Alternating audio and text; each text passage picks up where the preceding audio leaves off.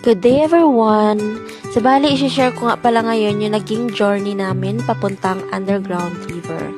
So bali, nakasakay nga pala kami ngayon sa van at kasama namin yung aming tour guide.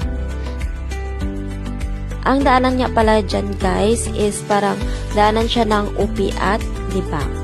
Habang nasa daanan pala kami yan guys, yung aming tour guide nga pala ay in-explain yung aming dinadaanan. Finally, nairaos na rin namin ang mahigit 1 hour na pagbabiyahe at nandito na kami sa pantalan ng Sabang kung saan dito yung starting point para makapunta doon sa Underground River. Marami na rin nga pala dito mga turista at karamihan dito ay ang mga foreigner.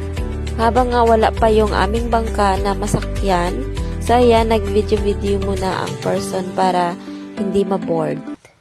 Sa time na ito guys ay nag-i-instruct na yung aming tour guide kung ano yung aming gagawin pagdating doon sa Underground River.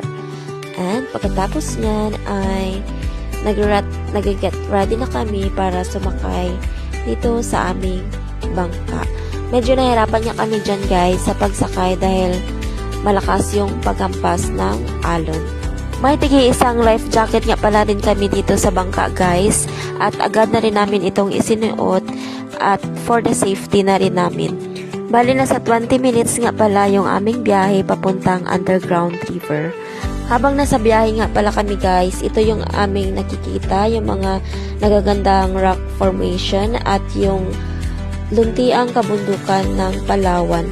So bali, nasa biyahe kayo ay hindi ka talaga mabuboard. Super excited na nga kami pala dyan guys kasi nga natatanaw na namin yung dalampasigan at ayan si kuya ay nag-ready na para kami ay bababa na ng bangka.